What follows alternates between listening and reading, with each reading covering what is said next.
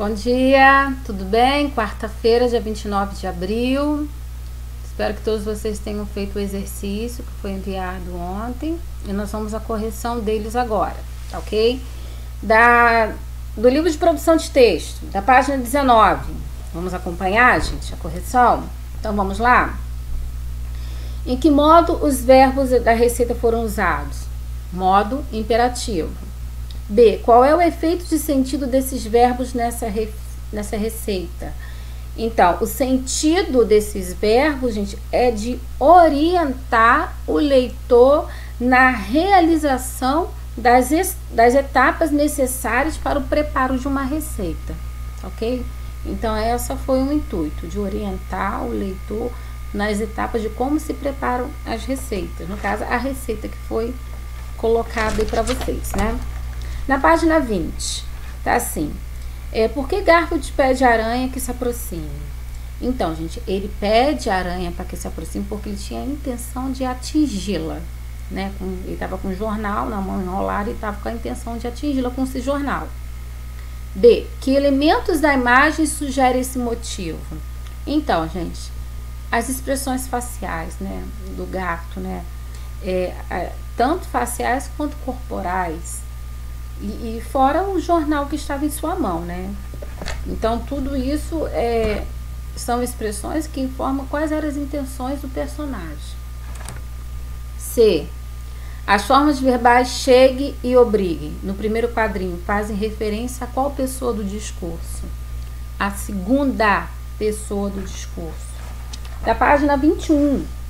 O que o emprego dessas formas verbais sugere? Uma ordem e um convite. As formas verbais chega, obriga e espere estão em que modo verbal? No modo imperativo. Beleza. Por que ele foi empregado nesse contexto? Então, gente, ele foi empregado nesse contexto para impor algumas ações do Garfield, né? Da forma como ele estava se aproximando, da forma como ele estava agindo, do que ele queria fazer. Então, ele foi usado justamente para impor essas ações do personagem. Número 3. Com que objetivo elas foram produzidas? No caso, nós temos 3 placas aí, né, que vocês estão acompanhando a correção. Então, qual o objetivo dessas placas? Simplesmente orientar os motoristas no trânsito. Qual é o significado de cada uma delas? Então, vamos lá. Na placa A, siga em frente. Na B, vire à direita. E a C, conserve-se à direita. C, identifique os verbos referentes ao significado das placas. Então, nós temos os verbos siga, vire e conserve-se. Justifique o emprego do imperativo usado para expressar o significado dessas placas. Então, gente, como eu já tinha falado antes, o intuito é de orientar os motoristas, né? Então, por isso que foram usados os verbos no modo imperativo, justamente para orientar os motoristas, os ciclistas e os pedestres. Bom, o livro agora didático de vocês, o módulo 2, tá? O exercício que foi ontem sobre o poema visual, foram somente 2 paginazinhas, né? Que foi um exercício de leitura e complementação textual, né? Então, vamos lá. Na página 27. Por que as palavras elas foram organizadas dessa maneira no poema? Então, gente, elas foram organizadas dessa maneira para indicar, para formar a imagem da água caindo. Por isso que ela foi escrita dessa forma. Escreva de forma linear o texto que compõe o poema.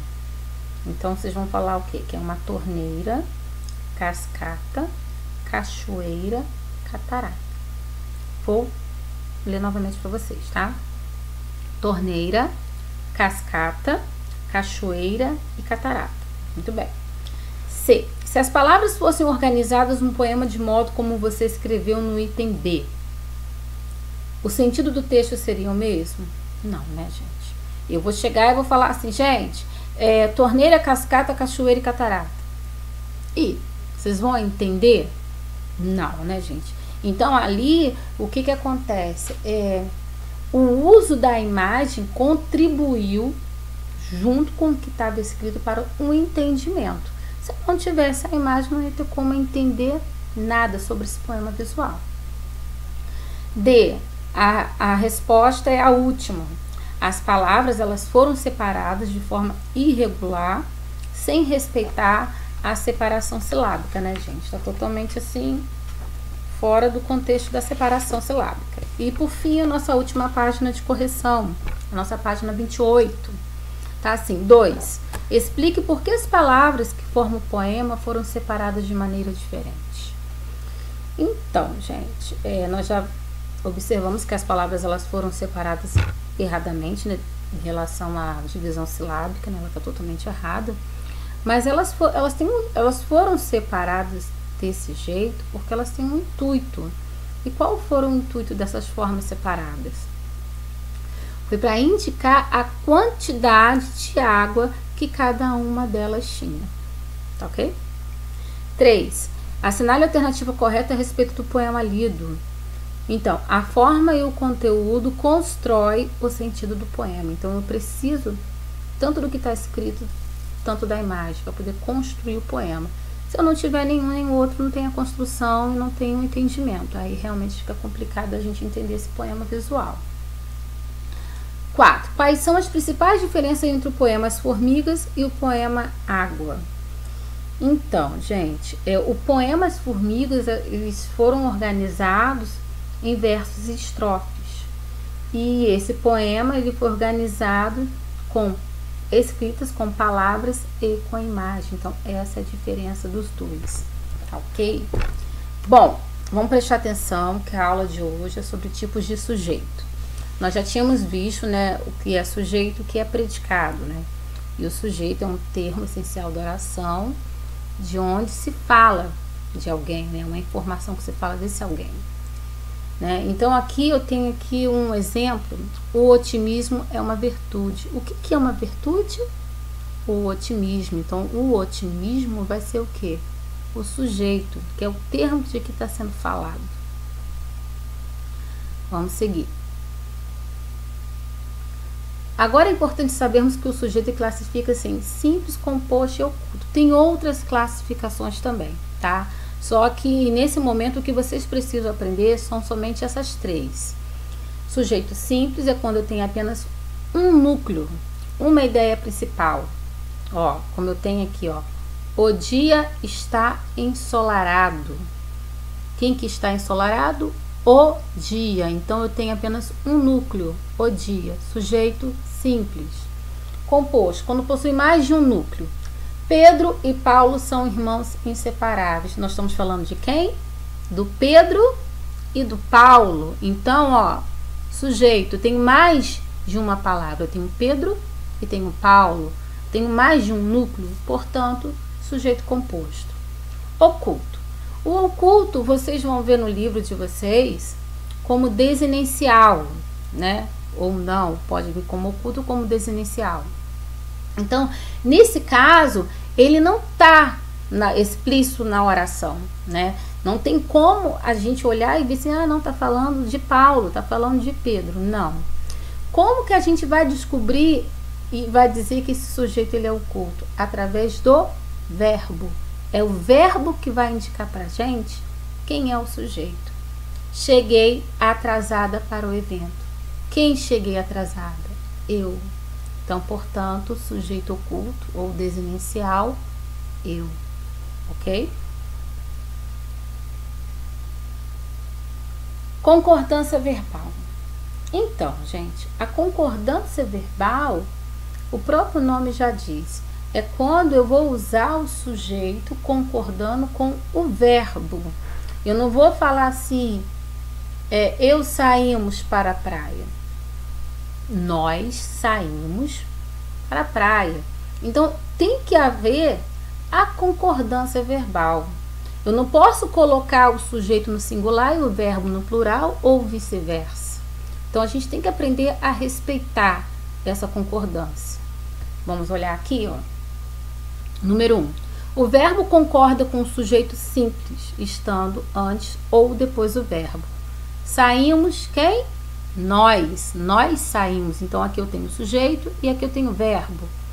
Aí na ordem indireta, saímos nós. Então vocês analisam que o sujeito, ele tem que concordar com o verbo. Na frase 2 aqui, ó, o verbo concorda gramaticalmente com o sujeito composto. Eu e ela saímos. Eu não posso chegar aqui, eu e ela saí. Então, o sujeito composto, ele tem que concordar com o verbo. 3. O verbo concorda, né, gramaticalmente ou atrativamente com o sujeito composto. Sim, sempre.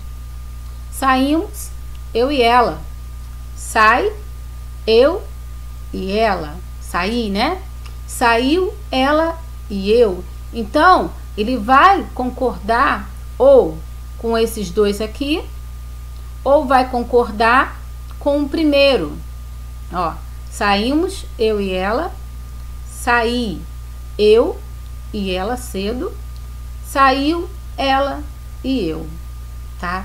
Então, isso é muito importante para a construção de uma oração, para que a frase, que a oração que vocês estão construindo tenha uma coerência, né, gente? Então, é importante que vocês saibam respeitar essa concordância verbal, tá?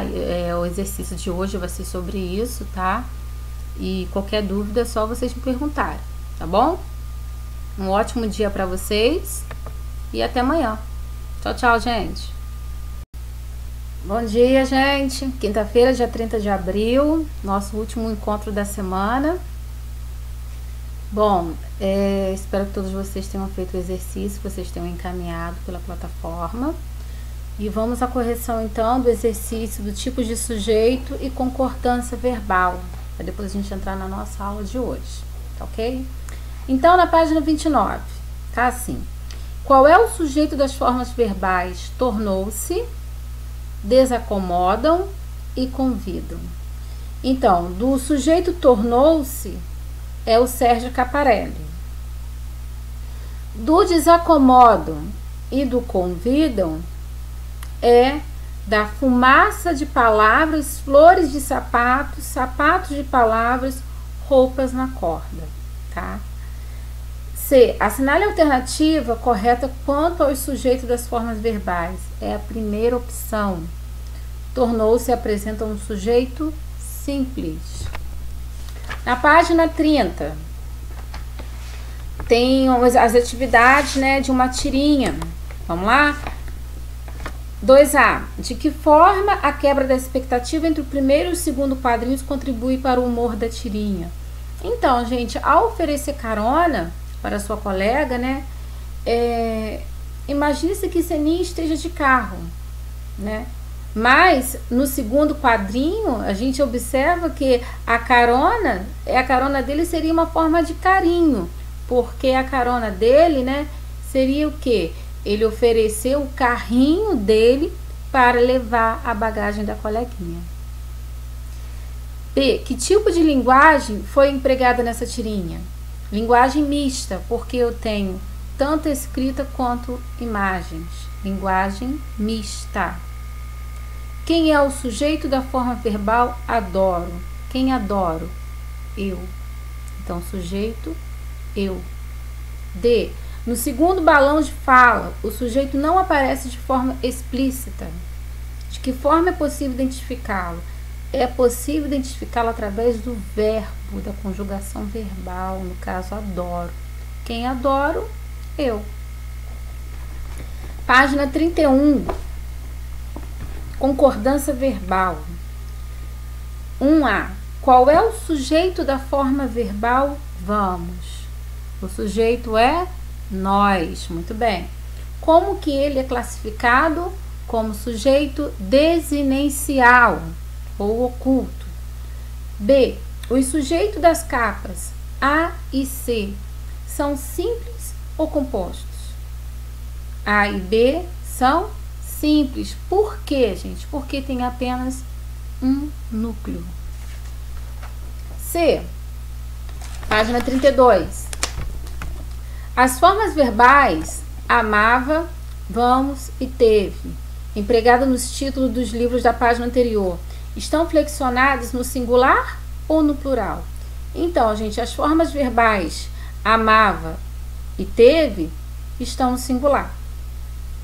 E o vamos no plural. Página 33. Por fim, a nossa última página de correção. Vamos lá. 1A. O que está sendo noticiado nesse trecho? Então, gente, está sendo noticiado um projeto de música, né, e poesia chamado Tertúlia. Qual é o sujeito das formas verbais destacadas na notícia? Então, nós temos dois verbos. Nós temos são e surgiu. O sujeito do são é o Valfrido Santiago, Lucas Torres, San Silva e Felipe. E o sujeito da forma verbal surgiu é o projeto Tertúlia. Classifique entre esses sujeitos entre simples ou compostos de acordo com o núcleo de cada um deles. Então, o primeiro, quando cita o nome daquelas pessoas, a gente está falando sobre sujeito composto, e o outro, sujeito simples. Muito bem. Com qual pessoa do discurso as formas verbais são e surgiu estão concordando? Então, gente, são está concordando com a terceira pessoa do plural e o surgiu com a terceira pessoa do singular. Agora reescreva a última oração apresentada nesse trecho de notícia, concordando os verbos com a primeira pessoa do plural. Então vai ficar assim, vamos prestar atenção, tá?